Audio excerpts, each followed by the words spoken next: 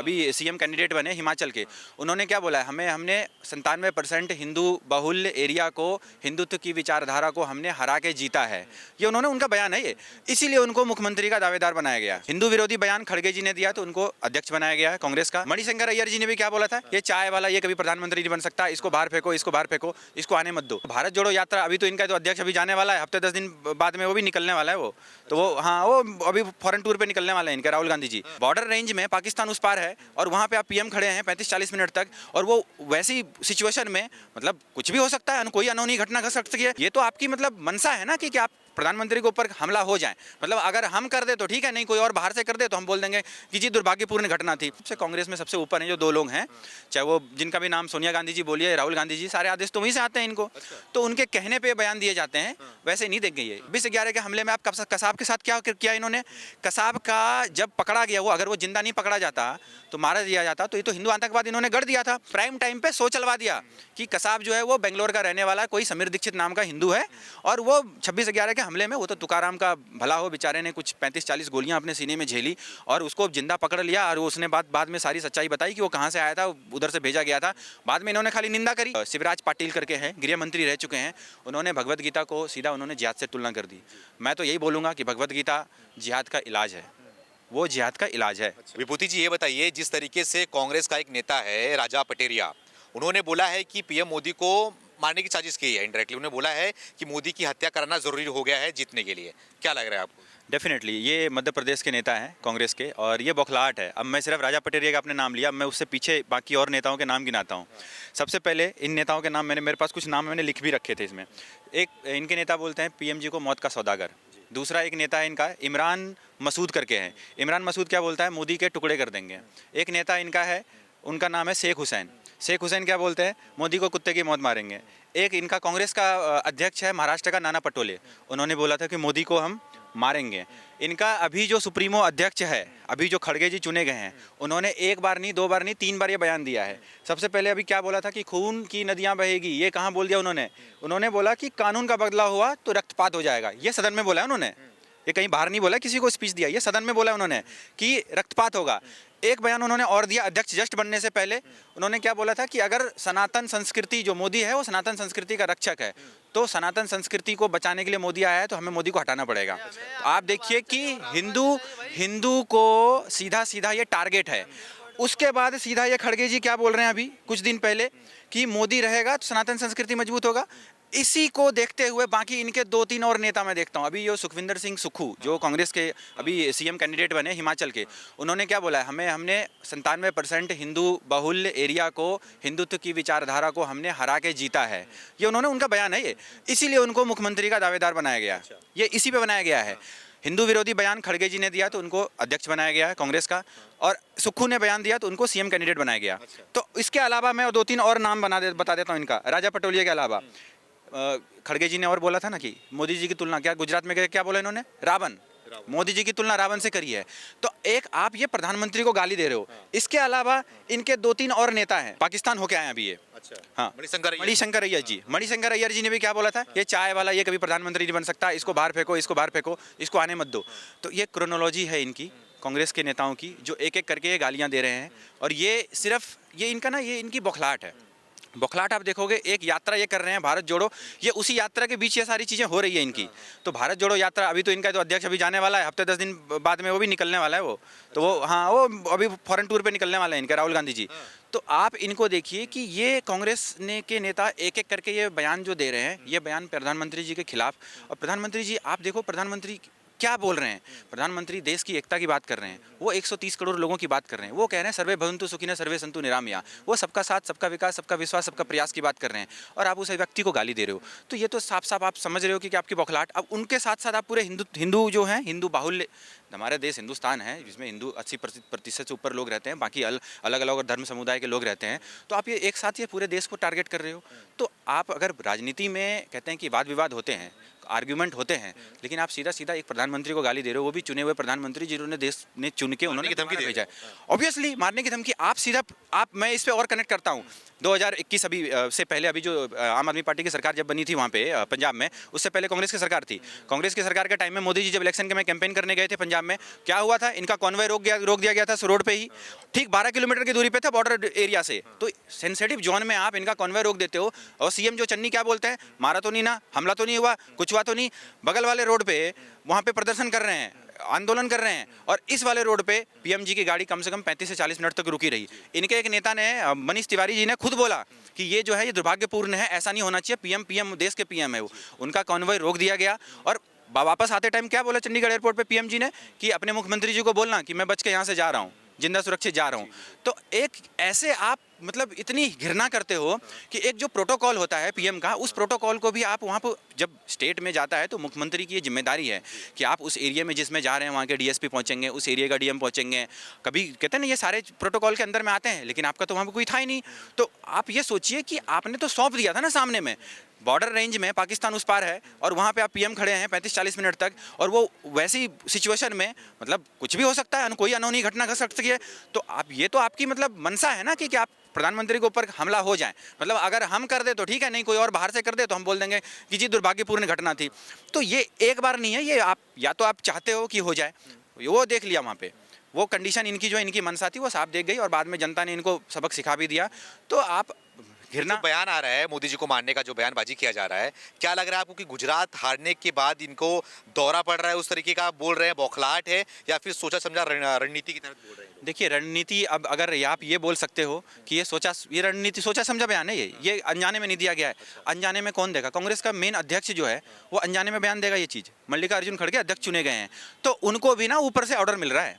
जो सबसे सुप्रीमो बैठती है ना, सबसे कांग्रेस में सबसे ऊपर है जो दो लोग हैं, चाहे वो जिनका भी नाम सोनिया गांधी जी बोलिए, राहुल गांधी जी, सारे आदेश तो वहीं से आते हैं इनको।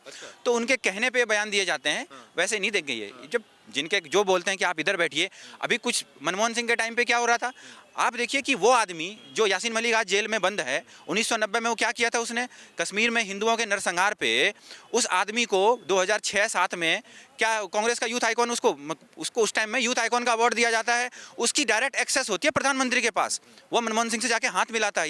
ये वही यासीन मलिक है जिसने पलायन में और नरसंहार में इसका डायरेक्ट हाथ था, आज वो जेल में बंद है, उम्र कैद की सजा काट रहा है। तो ऐसे लोगों की साथ आप जुड़े हुए हो, ऐसे लोगों के साथ आप उस लोगों को आप डायरेक्ट एक्सेस देते हो पीएम तक। और हमारे टाइम में आप देखिए भारतीय जनता पार्टी की जब सरकार बनी तो आप देखिए उनको उसकी स्थिति क्या है। जो अपराधी हैं, जो आतंकवादी से मैं अब जोड़ता हूँ, 26/11 में हुआ, 26/11 के हमले में आप कसाब के साथ क्या किया इन्होंने, कसाब का जब पकड़ा गया, वो अगर वो जिंदा नहीं पकड़ा जाता तो मारा दिया जाता, तो ये तो हिंदू आतंकवाद इन्होंने गढ़ दिया था।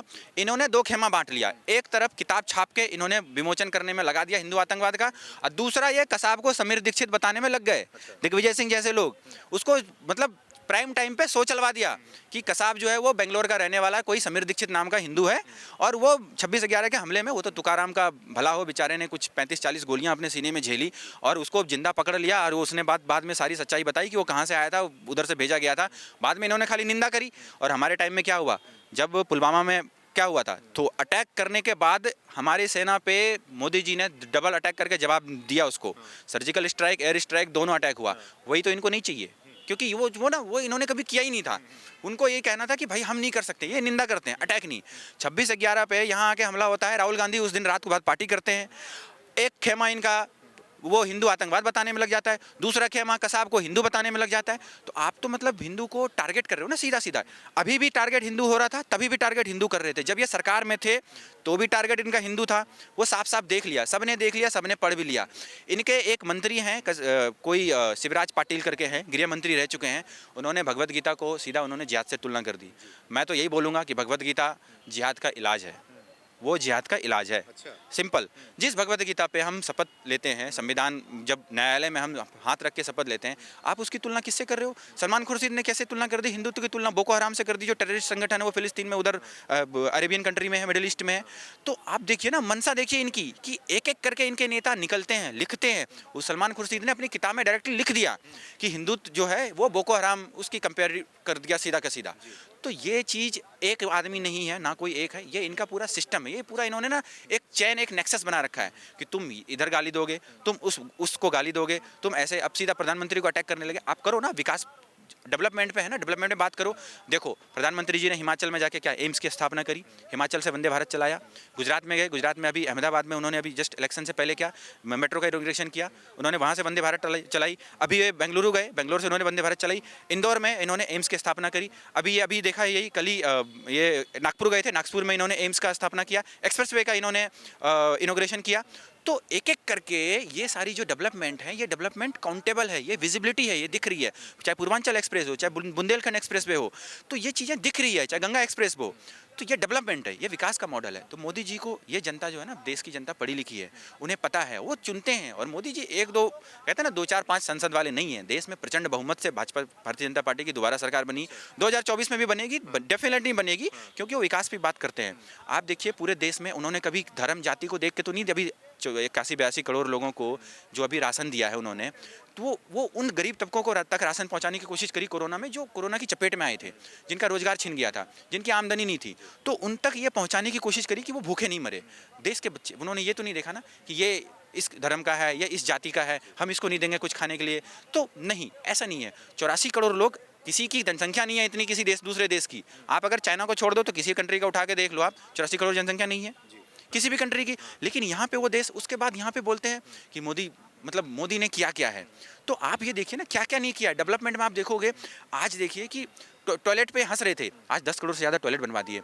हर घर जल, हर घर नल से जल पहुंचाना। गुजरात आज कम से कम 98-99% 100% की कगार पे है। गुजरात सबसे पहला राज्य बन रहा है कि हर घर नल से जल पहुंचने वाला।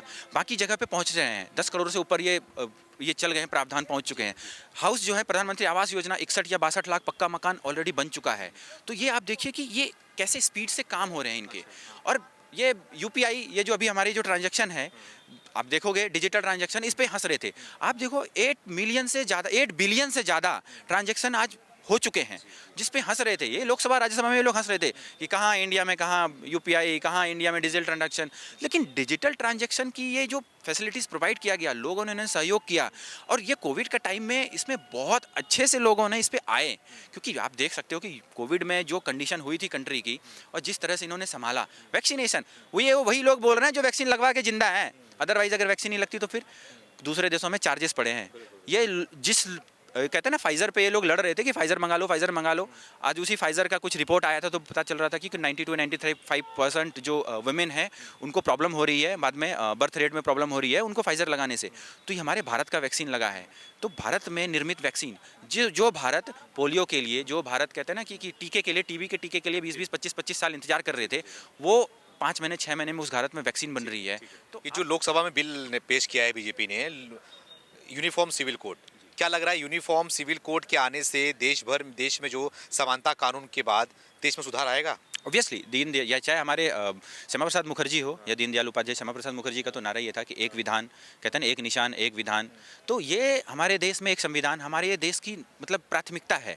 और प्रॉब्लम क्या है, ये प्रॉब्लम पता है, यूसीसी आने से प्रॉब्लम उस लोगों को है, एक कानून आने से प्रॉब्लम उस लोगों को है जिनको 370 से प्रॉब्लम था। ये डायरेक्ट उनको प्रॉब्लम है जिनको कश्मीर में धारा 370 हटाने से प्रॉब्लम हुआ, उनको यूसीसी से प्रॉब्लम होगा। बाकी और देश की जनता को किसी से प्रॉब्लम नहीं है। इसका जवाब सिंपल यही है। ऑब्वियसली होगी। अब ओवैसी, अब कौन है ओवैसी की पार्टी क्या है? आप AIMIM, वो बोलते हैं सेकुलरिज्म। AIMIM का क्या कहते हैं ना कि वो क्या बोलते हैं, ऑल इंडिया मजलिस इत्तेहाद मुसल्लिमीन। तो इसमें कहाँ सेकुलरिज्म है? आप बताइए। पूरी पार्टी, उनकी एक प्रवक्ता आप बताइए, वो कहते हैं महिला का अधिकार की बात करते हैं। कोई एक मुस्लिम प्रवक्ता उनकी पार्टी की बताइए आप, जो महिला प्रवक्ता हो। बिल्कुल नहीं। वो तो आप ये देखिए ना, अपने राजदीप सरदेसाई उनके घर में गए थे, तो उन्होंने अपनी धर्मपत्नी का इंटरव्यू नहीं करने दिया था। अच्छा। ऑब्वियसली ये चैनल पे पड़ा हुआ है, आप देखेंगे तो कहीं ना कहीं यूट्यूब पे वीडियो दिखेगा। तो वो किस अधिकार की बात कर रहे हैं? और जो आदमी, वो खुद रजाकर पार्टी से बनी हुई, फॉर्म की हुई पार्टी उनकी है, जो उनके ग्रैंडफादर को दी के वो भाग गया था यहाँ पे। तो आप देखिए ना कि वो किस मनसा से वो ये चीज़ बोल सकता है। ये वही ओवैसी है जिनका भाई बोलता है 15 मिनट के लिए पुलिस हटा दो। ये वही ओवैसी बोलता है कि वो एक बीच में कोई जुमला बोल रहे थे ना कि हम तो पान खा के हमारे बच्चे होते हैं, तो ऐसे पान बांटने लग जाए तो फिर तो हो ही गया। तो ओवैसी की बातों को सीरियस मत लीजिए। ओवैसी कुर्ता फाड़ते रहेंगे। वो एक साथ कि मुसलमानों को खाली निशाना बनाया जा रहा है। किसको निशाना बनाया जा रहा है भाई? एक बात बताओ, अगर मुसलमानों को निशाना बनाया जाता तो हमारे अब्दुल कलाम जी राष्ट्रपति होते भारत के, जाकिर हुसैन जी हमारे यहाँ के राष्ट्रपति होते। तो किसको मुसलमान को निशाना बनाया जा रहा है? मुसलमान राष्ट्रपति भी बन रहे हैं, मुसलमान हमारे यहाँ पे उपराष्ट्रपति भी बनते हैं। ये भारत ही ऐसा देश है, पाकिस्तान की तुलना कभी करके दिखा दे वहाँ पे कोई हिंदू राष्ट्रपति और हिंदू प्रधानमंत्री बना हो। जब बांग्लादेश में देख लीजिए, तो कंडीशन जिस देश में खराब है ना, उसकी ये बात नहीं करेंगे। वो तो बोलते हैं कि मोदी जी ने 8 साल में कुछ काम नहीं किया, कुछ दिखाने के लिए है नहीं, इसलिए बस मुद्दा भटकाने के लिए ये सब बिल लाया जा रहा है। बस जनसंख्या नियंत्रण कानून, यूनिफॉर्म सिविल कोड, हिजाब का मुद्दा, बस यही सब मुसलमानों के खिलाफ। नहीं, हिजाब का मुद्दा ईरान में क्या हुआ, ये तो भारत की बात नहीं कर रहा हूँ मैं। एक मुस्लिम बाहुल्य कंट्री ने हिजाब के विरोध में कैसे आंदोलन छेड़ा था। तो ये तो मैं यहाँ नहीं बोल रहा हूँ ना, आप देखिए ना, ये सब कुछ है। और हिजाब, ये तो ऑब्वियसली ये तो बेसलेस है ना, इस पे हो गया है फैसला। कोर्ट ने भी बता दिया, कोर्ट ने। आप ये इसको बोल रहे हो कि हिजाब पहन के स्कूल में जाएगा, आज तक तो कुछ नहीं था, कल तक कुछ नहीं था, अचानक ये मुद्दा उठ गया। तो ये सब सिस्टमेटिकली, ये सब जानबूझ के थोपा जाता है। आप बात कीजिए डेवलपमेंट की, बात कीजिए, आप विकास की बात कीजिए। ओवैसी को पता नहीं है ना, एक्चुअली उनकी लिस्ट से बाहर हो चुके हैं, इतने डेवलप करवा दिए मोदी जी ने। उन्होंने सोचा नहीं था कि इतने डेवलप होने वाले भी होंगे भारत में, वो उनके रेंज से बाहर चला गया। तो वो ऑब्वियसली वो उलझुल ये बातें करेंगे, और ओवैसी के साथ जैसे ओवैसी के विचारधारा वाले बाकी लोग हैं वो भी करेंगे। आपको क्या लग रहा है 24 में मोदी जी को टक्कर देने के लिए कौन खड़ा हो रहा है? अरविंद केजरीवाल, ममता बनर्जी, नीतीश कुमार या फिर राहुल गांधी? कोई नहीं, मोदी जी के साथ पूरी देश की जनता है। तो मोदी जी को, जब तक जिसके साथ देश की जनता है, उसको कोई टक्कर नहीं दे सकता। वो विपक्ष, वो वैसे ही वो हाथ उठा के खड़े रहेंगे जैसे अभी 2019 में खड़े हुए थे, वो वही होंगे। वो इनके केजरीवाल जी के साथ एक है ना नेता वहाँ के आंध्र प्रदेश के, तो वो बेचारे वो आते थे, वो इनके साथ ऐसी मीटिंग करते रहते थे बार बार में, ऐसा लगता था सरकार बना लेंगे दोनों मिलकर। उनकी एक भी सीट नहीं मिली थी, एक भी सीट उनकी नहीं आई थी। तो केजरीवाल हो या चाहे ममता बनर्जी हो, ये पहले अपना तो देश, अपना जो स्टेट, अपनी टेरिटरी है वो सुधार ले। ममता बनर्जी से बंगाल नहीं सुधर रहा है, केजरीवाल से 2 करोड़ की पॉपुलेशन दिल्ली है, वो नहीं सुधर रहा है। ये देश संभालने की बात क्या करेंगे? नीतीश कुमार, आप देखो, नीतीश कुमार और आरजेडी की जिस दिन सरकार बनी ना वहाँ पे, उसके 2-3 दिन बाद में ही 3-4 दिन बाद ही इन 4-5 मर्डर हो गए। उसके बाद कंटिन्यू है, और हफ्ते 10 दिन के बाद एक ट्रेन लूट ली गई, दुरंतो एक्सप्रेस लूट लिया गया, वो पटना के बगल में। तो आप देखिए कि अब उनसे एक स्टेट, जिस आदमी से स्टेट नहीं संभल रहा है, वो देश संभालने की मतलब महत्वाकांक्षा रखते हैं। अब वो कभी इस कुर्सी पे बैठते हैं, कभी उस कुर्सी पे। उनको एक मौका मिला था डेवलपमेंट करने का बिहार का, बीजेपी के साथ मिलके, लेकिन उन्होंने वो मौका खो दिया। बिहार की जनता इस मामले में, बिहार की जनता समझदार है, और लोकसभा 2024 के चुनाव में उनको पता चल जाएगा, और उनको जनता जवाब उन्हीं के भाषा में देगी। क्योंकि कहते हैं ना कि आप कितनी भी गाली दे लो, आप कितना भी अत्याचार हो, कहते हैं ना आरोप और अत्याचार लगा लो, आप कितना भी कटाक्ष कर लो, कितनी भी उनके खिलाफ विरोध में बोल लो, जनता अपनी उंगली से जवाब देगी, और वो उंगली कमल के बटन पे दबेगा, और फिर से मोदी जी प्रचंड बहुमत से विजयी बनेंगे। कमल खिलेगा, ऑब्वियसली कमल खिलेगा 2024 में, क्योंकि जो विकास करेगा, दिल्ली हो या देश हो, उनके साथ है।